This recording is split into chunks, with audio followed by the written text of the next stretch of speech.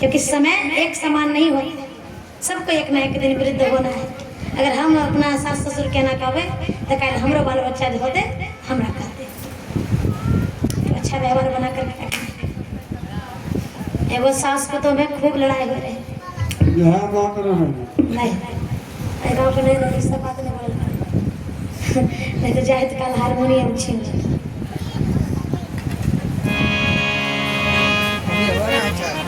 तो रोज लड़ाई हो रहे घर में। तो एक दिन सास के एगो बर्तन लेके दे दल के कि रोज तोरा खोखी खल्ला होइत रही छो, जाके तो अपना डेरे पर रहल करो गुड़बा बुढ़िया।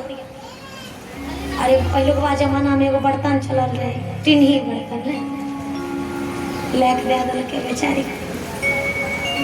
बूढ़ी माता की कलखनी लेके चल गए, एगो लोटा रहे, एगो खाए वाला थरिया जो कहे छीपा कहे। लेकिन मृत्यु तो एक दिन सबका आवे, तो माता जी के एक दिन मृत्यु हो गए। और जब मृत्यु हो गए तो पोता पढ़े रहे हॉस्टल में, तो दादी का काम क्रिया रहे तो बोला ले गए पोता। जब काम क्रिया समाप्त होले तो माई कल के बेटा ई टिन्ही लोटा जे बर्तन छो जो कोनो पोखर में जाके फेंक दी है। तोर दादी रहो तो दादी में खाइत खतुन। अब दादी मर गलो तो क्या खेते जो फेंक दे। तो पोता कल के माई गे ए बर्तन के बढ़िया से रख, जब तू बूढ़ होबी तब हमें कन्ने खजने बुर यह में तू हो खी। तो सबके नेक नेक दिन बूढ़ हो, इसलिए कर्म प्रधान विषय अच्छे कर्म करना चाहिए। लोग हमारे बारे में कुछ भी कहे, लेकिन हमारा कर्म क्या है, हमारा कर्तव्य क्या है, हमें किस प्रकार से समाज में रहना चाहिए, हमें जिंदगी को कैसे जीना चाहिए। अपने परिवार में औरत ही शांति बना करके रहती है और औरत ही अपने परिवार को बिगाड़ देती है। इसलिए विनती करती हूँ कि घर में जितना शांति रहता है उतना ही परमपिता परमात्मा का वास होता है। अगर हमारे घर में शांति नहीं है तो समझ लीजिए कि कलयुग का वास हो गया है। और जब कलयुग का वास हो जाता है तो बना बनाया काम बिगड़ जाता है, जैसे राजा परीक्षित का बिगड़ गया। बोलिए वृंदावन बिहारी लाल की जय।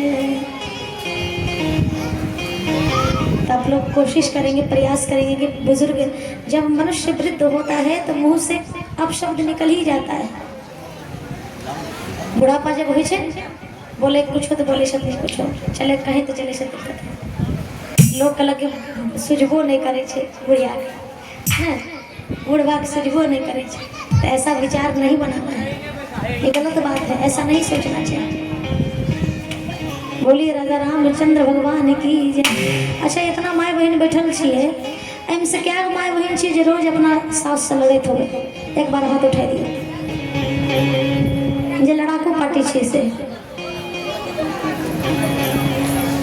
खूब बढ़िया से नहीं लड़े छी ना, तब तो मैं गाँव प्रचार प्रसार करबे के गाँव कहियो लड़ाइए नहीं छी।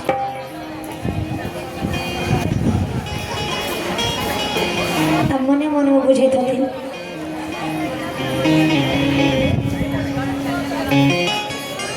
बोलिए श्री सद्गुरु महाराज की।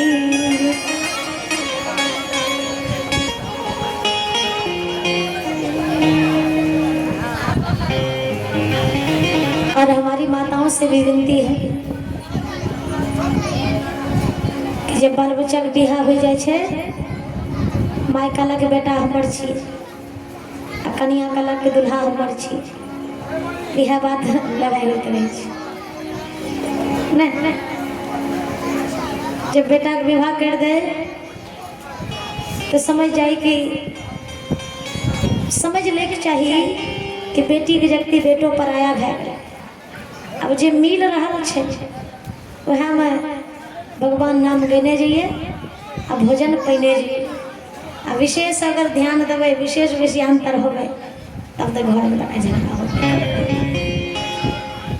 बोलिए श्री सद्गुरु महाराज की। तो आय से प्रण ले लिए कि सासू माँ दो चार गो गायरो सुना देथिन तो सही लगे। पहले के युग में हो रहे, आब नहीं हो छै। पहले बेटी के विदागरी हो तो माँ कहे बेटी ससुराल जाए छो तो अपन सास ससुर के सेवा करियो, वह तोर अपन घर छियो। दो चार गो गाड़ी गलोज देथुन ने तो बर्दाश्त करियो, दो चार मुक्को थप्पड़ मार दो तो सही। आब नहीं हो छै। आब कहलक बेटी ससुराल जाए छो तो खूब खइहो आ खूब मोटई हो, आ सास ससुर कुछो बोलता तो अलगे भाग रही। ओहो से नहीं हो तो कहलक कि कोनो दिक्कत होतो तो फोन करिए ना, हमें देख लेंगे। माने कैसे माँ कहलक बेटी कोनो दिक्कत होतो तो फोन करिए, हमें देख लेबे। मोबाइल के ना जमाना है। बोलिए राजा रामचंद्र भगवान की। ऐसा ज्ञान नहीं देख चाहिए। पहले पति पत्नी में लड़ाई हो जाए रहे, पत्नी रुष्ट हो के लहरा चल जाए, आ लहरा में पिताजी की काम करे रहते जे किरण उगबो नहीं करे रहे, अनहारे अनहारे कहीं समाज के लोग देखने लगे बेटी लड़ाई करके भाग गए। भोरे भोरे जाके पहुँचा दे बेटी है तो घर परिवार छै समझाए दे। आब तो बात कोर्ट तक चल जाए, मुकदमा हो जाए। बोलिए राजा रामचंद्र भगवान की। तो मैं सुना रही थी कि भजन करो मस्त जवानी में, बुढ़ापा किसने देखा है।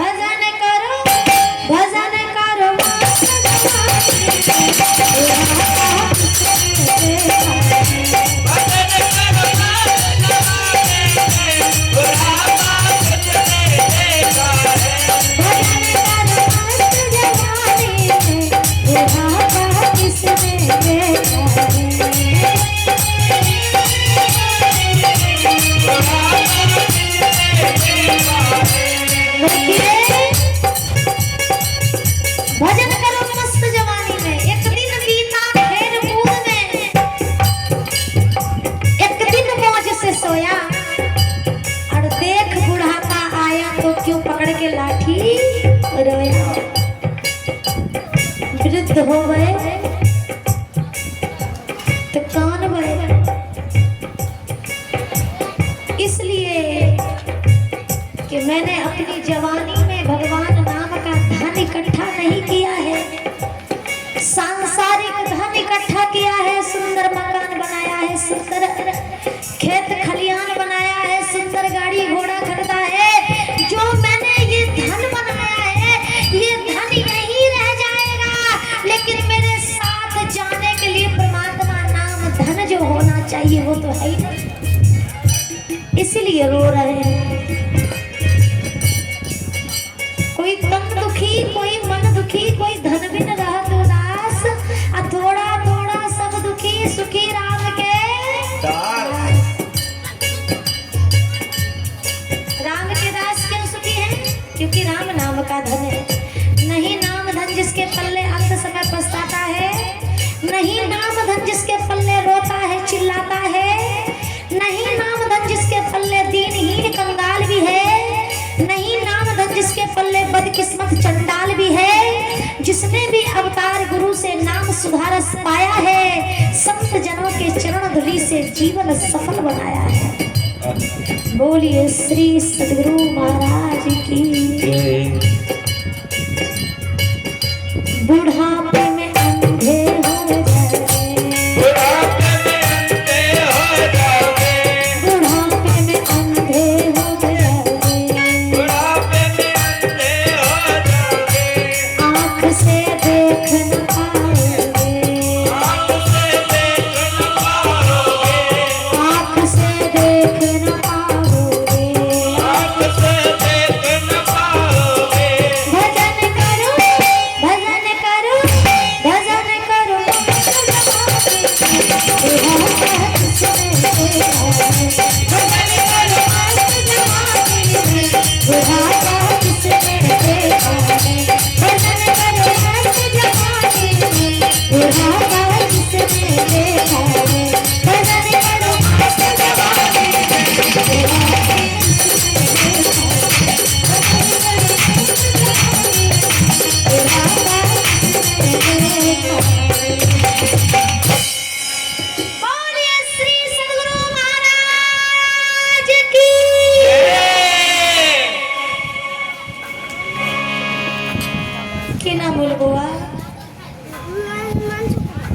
हिमांशु कुमार, और ये बच्चा है हिमांशु कुमार। इनके तरफ से बहुत सुंदर दान आया है, 101 रुपये का दान है। हमारे सदगुरु भगवान आपको सद्बुद्धि दे, ज्ञान दे, जो आगे चल करके आप अपने माता पिता के नाम को रोशन करें। बोली राजा रामचंद्र भगवान की जय। तो आइए प्रसंग की ओर। कहते हैं 9 महीना बीतने के पश्चात महारानी ने एक सुंदर सी बेटी को जन्म दिया। सुंदर सी बेटी का आगमन जब होता है, महाराज अश्वपति बड़े प्रसन्न होते हैं। नगर के लोग चिल्ला चिल्ला करके कहते हैं, राजा साहब की जय हो, राजा साहब की जय हो, राजा साहब की जय हो। बड़े प्रसन्न हुए। राजा अश्वपति ने मन में विचार किया कि अपनी सुंदर सी बेटी का नाम किसी सिद्ध पुरुष से रखवाऊंगा। इसलिए देव ऋषि नारद का आवाहन किया गया है। नारद जी आकाश मार्ग से वीणा बजाते हुए महाराज अश्वपति के दरबार में पहुंच गए। दोनों हाथ जोड़ करके सिंहासन बैठने के लिए दिया है। नारद जी ने कहा कि आपने मेरा आवाहन क्यों किया? देव ऋषि नारद को उस बच्ची को दिखलाया। उस बच्ची को देख करके नारद जी ने कहा कि राजन, ये कोई साधारण बच्ची नहीं है। आगे आने वाले समय में पतिव्रत धर्म का पालन करेगी और संसार में इसको देख करके लोग पतिव्रत का धर्म का पालन करेंगे। पतिव्रता नारी कहलाएगी। स्वर्ण अक्षरों में ग्रंथों के पन्नों पर इसका वर्णन, इसकी गाथा लिखी जाएगी। इतनी महान आपकी बेटी है। महाराज अश्वपति फूले नहीं समाते हैं। इतना गुण परमात्मा का बार बार कोटि कोटि नमन करते। प्रभु आपने बहुत सुंदर मुझे बेटी लेकर के दी है। देव ऋषि नारद से कहा कि कृपया करके इसका नाम रख दीजिए। अब नारद जी उस बच्ची का नाम रख रहे हैं।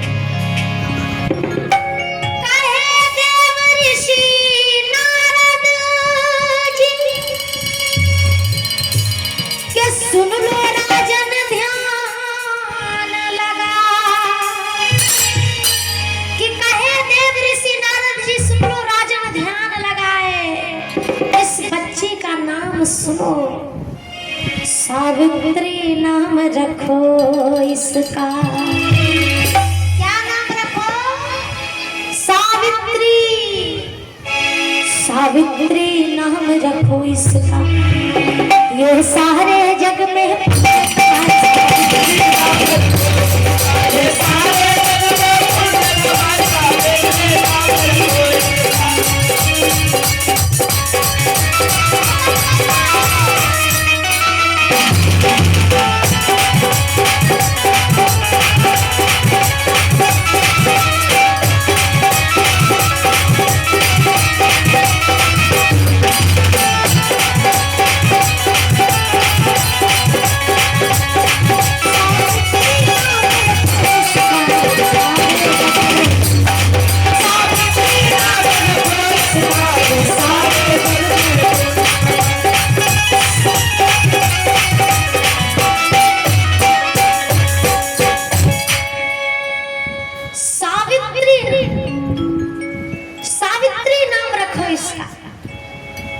इस बच्ची का नाम सावित्री रखो।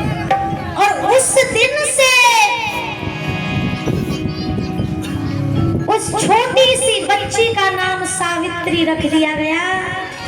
सावित्री अपने पिता के घर में बड़ी होने लगी और जब बेटी बढ़ने लग जाती है तो माता पिता को चिंता होने लग जाती है कि अब बेटी धीरे धीरे बढ़ रही है। नहीं होइ छै घरमे चिंता, सबके चिंता होइ छै। बेटी जब जवान होए लगे छै तो सबके चिंता होए लगे छै और आइ के युग में तो और ज्यादा। सावित्री भी बड़ी हो रही है। राजा आज के पति सोचे छथिन भगवान के कृपा से एगो बेटियो होले तो वो बेटी के विवाह कर देवे तो चल जेते ससुराल। राजा अष्टपति महाराज फिर भी अपने लाड़ प्यार से उस बच्ची को लेकिन बचपन से ही संतों की सेवा में लगा देते हैं। सावित्री संतों की सेवा में बड़ी माहिर होती है। कोई भी संत महापुरुष आ जाए तो उनकी सेवा किए बिना रह नहीं पाती है। धीरे धीरे बड़ी होने लगी। एक दिन महाराज अष्टपति ने सोचा कि अब मेरी बेटी बड़ी हो गई है तो अब मुझे वर खोजना चाहिए, बेटी के योग्य लड़का देखना चाहिए, बेटी का शादी भी करना बहुत जरूरी है। तो महाराज अष्टपति अपनी बेटी के लिए लड़का ढूंढना शुरू कर देते हैं। एक दिन महाराज अष्टपति सज संवर करके सावित्री के लिए वर ढूंढने के लिए जा रहे थे। सावित्री उधर से गंगा स्नान करके आ रही थी। देखा पिताजी सज धज के जा रहे हैं। आवाज लगाते पिताजी, पिताजी कहाँ जा रहे हैं? राजा अष्टपति ने कहा कि बेटी हम तुम्हारे लिए वर ढूंढने जा रहे हैं। सावित्री ने कहा मेरे लिए वर खोजने जा रहे हैं? कहाँ तुम्हारे लिए वर खोजने के लिए जा रहे हैं? कहा पिताजी आप मेरे लिए वर खोजने के लिए जा रहे हैं तो पिताजी मैं आपके चरणों में एक विनती करना चाहती हूँ। महाराज अष्टपति ने कहा कि कहो क्या कहना चाहती हो? कहा पिताजी आप जो मेरे लिए वर खोजेंगे ना तो सबसे पहले वो वर अपने माता पिता की सेवा करने वाला होना चाहिए।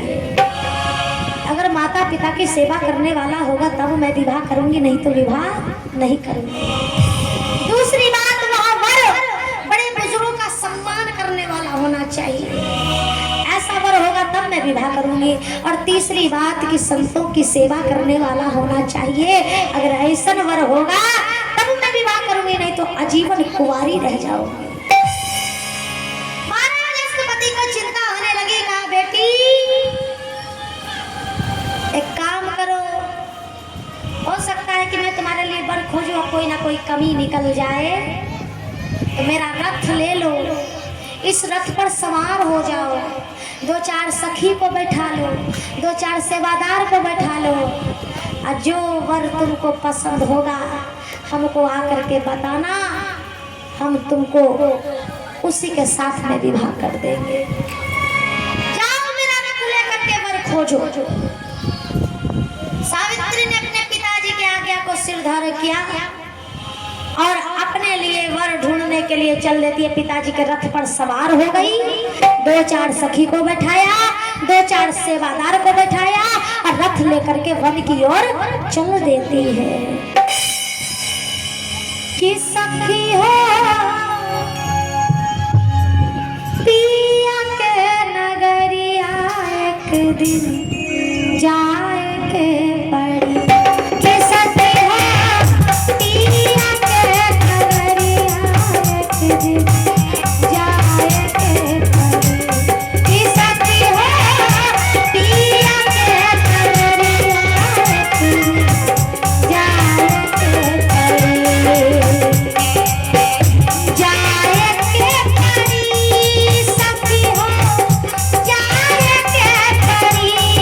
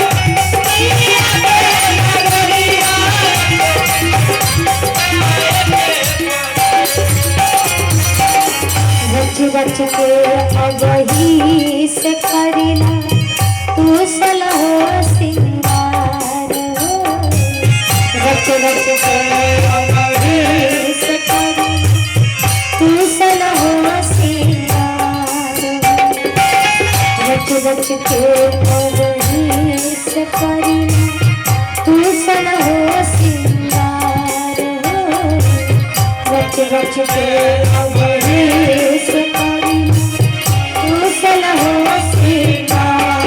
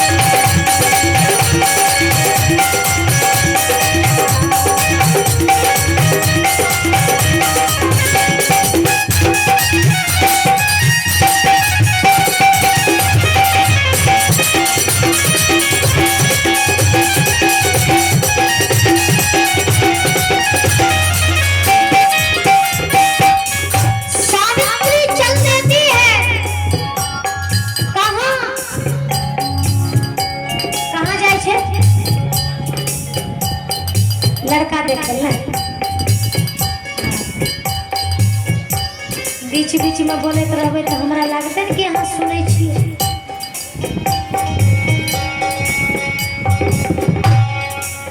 सावित्री अपने लिए वर खोजने के लिए जा रही है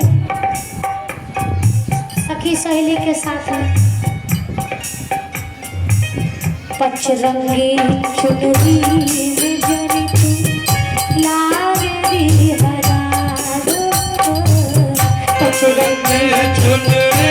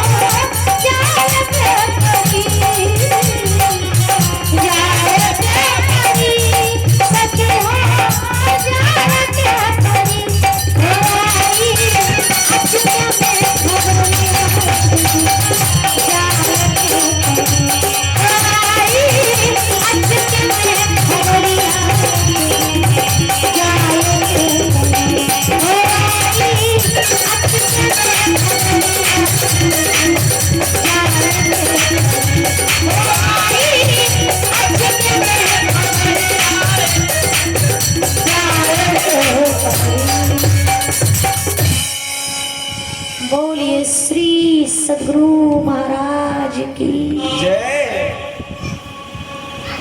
सावित्री चल देती है।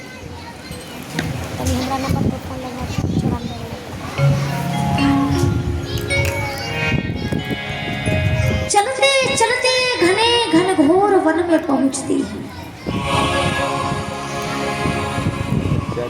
जोर से प्यास लगी, अपना रथ के